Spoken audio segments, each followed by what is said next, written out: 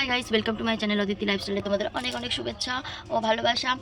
কেমন আছো? আশা করি খুব ভালো আছো। আমি আছি মোটামুটি। গুড মর্নিং সকলকে। তো দেখো, সকাল সকাল উঠে পড়েছি আমি। শরীরটা খুবই খারাপ, আছি মোটামুটি আছি। তো তার জন্যই আমি কিছুদিন যাবত তোমাদের কাছে ভিডিও নিয়ে আসতে পারিনি, তার জন্য আমি অত্যন্ত দুঃখিত। তো যাই হোক, তারপর বলো, সবাই ভালো আছে তো? আবার এখন কি বলো তো, ওই ঠান্ডা গরম ব্যাপার, শীতটাও ঠিক ভালো করে পড়েনি।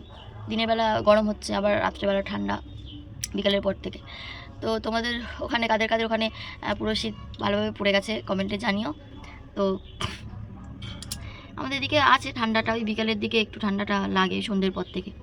সারাদিন অতটাও ঠান্ডা নেই, শীতকালে যেরকম হয় আর কি, সেরকম সেইভাবে শীত পড়েনি এখনও। তো আজকে বুধবার, মেয়ে ননদ কেউই নেই, সবাই গেছে নদিয়াতে গেছে। কারণ ওখানে পিসিমণির বাড়িতে বড় করে পুজো হয়, মনসা পুজো হয়, মনসা মায়ের পুজো হয়। তো সেখানে গেছে, অনেক মানুষজন আসবেন, ওরাও গেছে বেড়াতে। আমাকে বলেছিল, কিন্তু সত্যি কথা বলতে ওখানে অনেক জোরে জোরে বক্স বাজে, আর বক্সের সামনে যাওয়া আমার একদমই মানা। একদম ডক্টর মানাই করে দিয়েছে, কোনো বক্সের সামনে যাওয়া যাবে না, বেশি লাফালাফি করা যাবে না, নাচানাচিও করা যাবে না।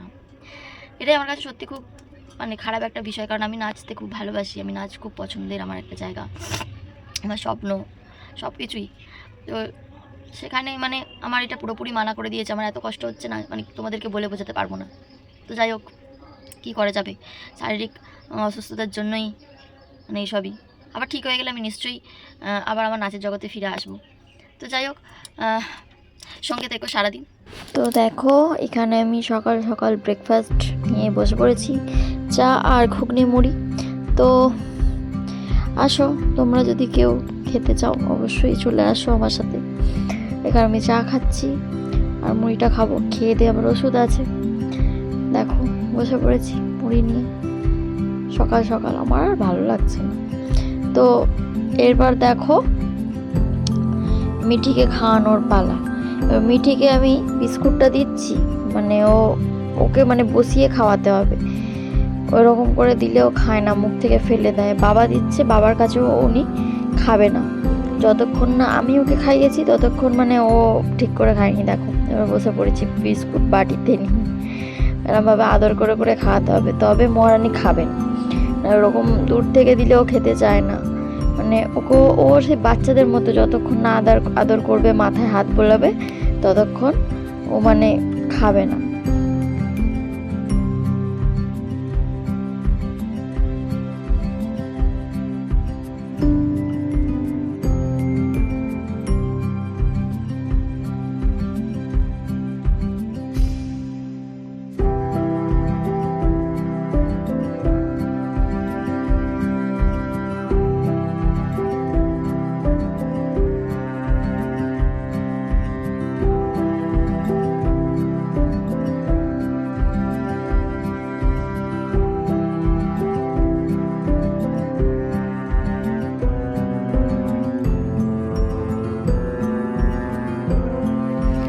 তো এখানে একটু চলে গেলাম রান্না করতে।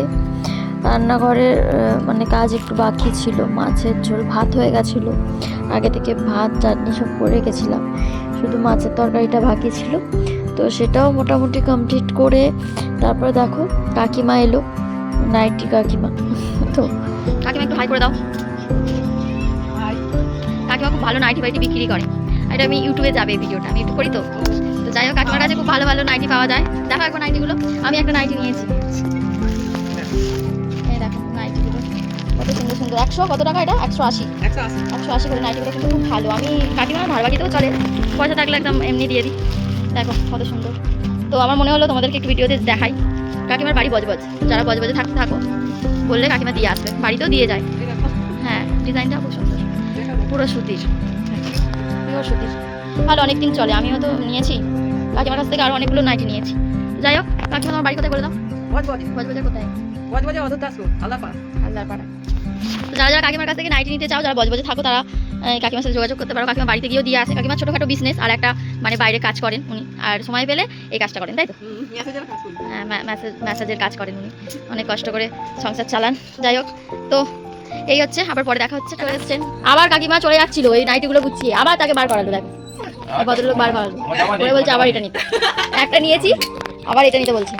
ব্যাগে তুমি লিপস্টিক পরবে না তুমি এটি না বলছি না নেপালি আচ্ছা আচ্ছা আচ্ছা ও বাবা আপনার করছে ওকে কিনে দিতে হবে ওকে নাইটি কিনে দিতে হবে নাইটি পরবি এই নাইটি পরবি নাইটি পরবি কি পরবি আচ্ছা আচ্ছা তোমার জামা কিনবে তোমার জামা কিনবে তো আচ্ছা আচ্ছা ও বাবা আসলে লাপালাপি ঝাপাঝাপি করে বাবার কাছে যেতে হবে তো পেয়েছি আমি বাবার কাছে যেতে হবে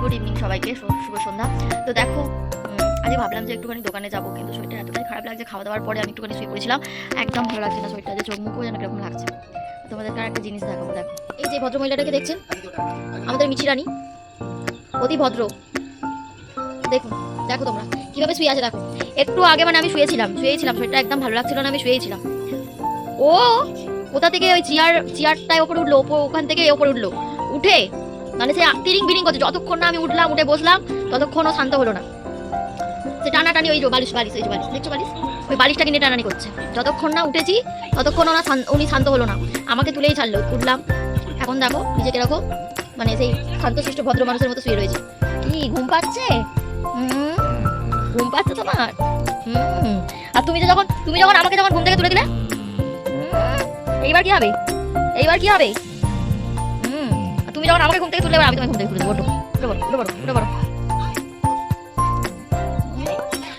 মানে নিজে ঘুমাবে ভালো আর আমি শুয়ে থাকলে তোমার সহ্য হয় না ওই যখন টিভিতে বই হচ্ছে শুয়ে এই বালিশের উপরে শুয়েছে আর এই চাদরটা গায়ে দিয়ে দিয়েছি ঠান্ডা লাগছে আর একটা জামা পরেছিল জামা পরেছি কি জামা পরেছো তো তুমি জামা পরেছো কে পরালো কে জামা পরে দিয়েছে দাদু বলো আচ্ছা ও বেশ কথা বলে কি সুন্দর কথা শুনেও আবার ডাকিও দাদু পরে দিয়েছে জামা মিটি কে পরে দিয়েছে জামা দাদু বলবো তো ওর আর মোটে নেই কথা বলার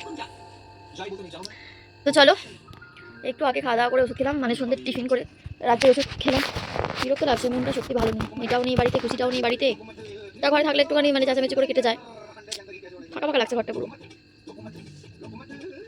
তো চলো আর কি বলবো সন্ধ্যে তো হয়েই গেল ঠিক আছে ভালো থেকো সুস্থ থেকো আবার কোনো একটা নতুন ব্লগে তোমাদের সাথে দেখা হবে টাটা